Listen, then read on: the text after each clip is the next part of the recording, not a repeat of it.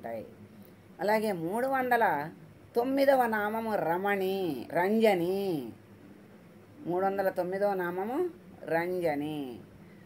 ఓం రంజన్యై నమః.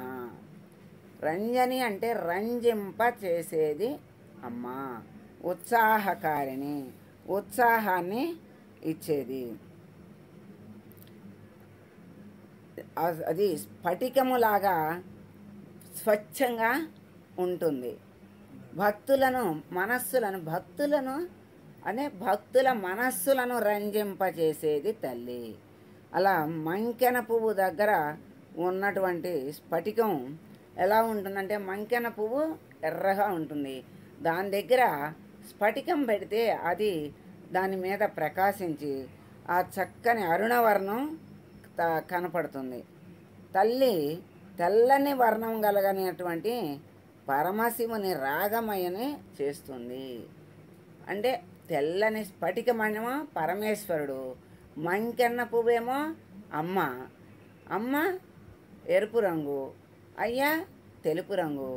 ఈ తెలుపు రంగు అమ్మ దగ్గరకు వచ్చేసరికి అమ్మ యొక్క ప్రభావం అయ్య మీద పడి పరమశివుని రాగరంజితం చేస్తుంది అమ్మ. రంజని రంజింపజేస్తుంది, అనగా ఎర్రటి రంగు కలిగేటట్లు చేస్తుంది. ఎరుపు కోరికకి, కామానికి, శృంగారానికి కూడా గుర్తు. అందుకని ఆయన పరమశివుని శృంగారమయనిగా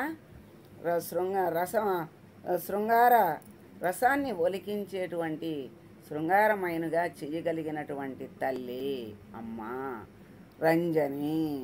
భక్తులను కూడా ఆ భక్తుల మనస్సులో అమ్మ ఆనంద పరవశాన్ని రంజింపజేస్తుంది. తలుచుకున్నంత మాత్రం చేతే అమ్మ ఆనందాన్ని కలిగిస్తుంది,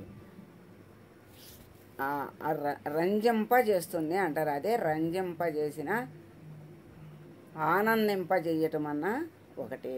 ఉత్సాహాన్ని ఇస్తుంది, ఉత్సాహమన్నా రంజింపజేయటమే. అలా అమ్మ చక్కని రంజని అయినటువంటి తల్లి పరమేశ్వరుని రంజింపజేస్తుంది. అలా రమ్య, రాజీవలోచన, రంజని నామాలు ఇవన్నీ కూడా రకారంతో కూడుకున్నటువంటివి. తర్వాత రమణి, అంతకుముందు రాజ్ఞి, రాజరాజార్చిత, ఇవన్నీ రకారం. రస్య, రణత్కింకిని, మేఖల, రమ, రాకేందు వదన, రతిరూప, రతిప్రియ, రక్షాకరి, ఇవి నామాలన్నీ కూడా రకారము, అమ్మ యొక్క శక్తి స్వరూపము. ఆ రకార బీజాలతో కూడుకున్నటువంటి నామాలు ఇవన్నీ కూడా మన మనస్సుల్ని అమ్మ రంజింపచేసేటువంటి ఆ రంజని అయినటువంటి తల్లిని మనము నమస్కరిద్దాం, తల్లికి నమస్కరిద్దాం, ప్రార్థిద్దాం. సర్వమంగళ మాంగళ్యే శివే సర్వార్థ సాధికే శరణ్యే త్రయంబకే దేవి నారాయణి నమోస్తుతే.